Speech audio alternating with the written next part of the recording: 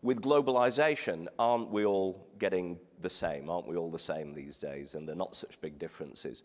That's the main myth which I would like to debunk today. Well, I think the first thing you should do is try and put yourself in the shoes of the culture that you're dealing with. Read up on them, try and find out how they communicate, what some of their core values are. Germans will tend to tell you negative things about themselves or their product to illustrate their honesty. I mean, the worst thing you can say to a German is, don't worry, it's all going to be all right. What's the evidence? How can you prove that? Are you just trying to please me? And why are you smiling? You know, I don't know you. And, you know, Walmart came across this problem and they had to pull out of Germany because for cultural reasons, and they employed greeters. And, you know, you went up to Walmart store and the greeter would come out and say, Guten Tag, wie geht's? Yeah? And the Germans are there thinking, I just want to get past this person and get to the shelf and compare 2 or 3 products and read the small print and look at the prices, and then I'll make my decision based on rational means, not on someone smiling at me who's pandering to me and trying to deceive me because they're smiling. Think about your own core values and the way in which you communicate, which we often don't take the chance to do. We just go ahead and say, well, I'll just be myself. Well, being yourself is not always the answer. You can still be authentic, but it's a question of not adopting the other culture, but adapting to the other culture, and that's the key, I would say. What is lacking in the West is a real a deeper grasp of the people issues and the relationship issues.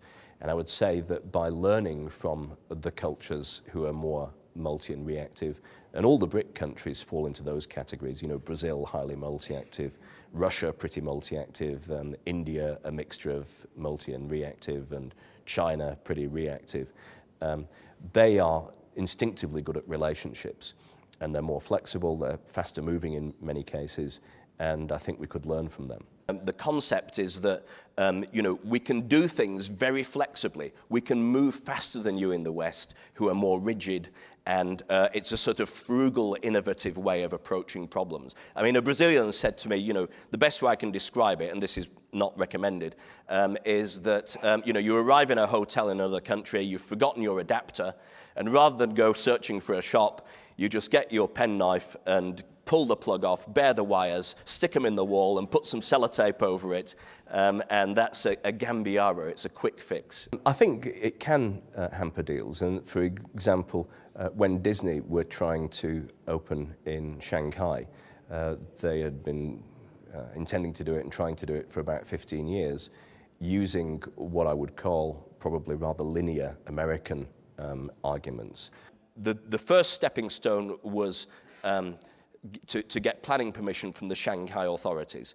And every year they came forward with the same sort of arguments, business arguments, linear arguments, and it was turned down again and again and again. Knowing that the Chinese reciprocity is very important for them, what can we find which is of low cost to us and high value to them, which we can give? Can't be a bribe, obviously, because Disney is extremely ethical. What can we do?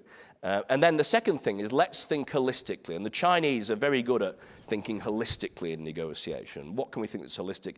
And what is important for Chinese society? And what they came up with was education. So they started opening Disney schools of English in Shanghai, 6 in Shanghai, 2 in Beijing. Within 8 weeks, they got planning permission. That, for me, is an example of using culture strategically to predict the sorts of things which are likely to work.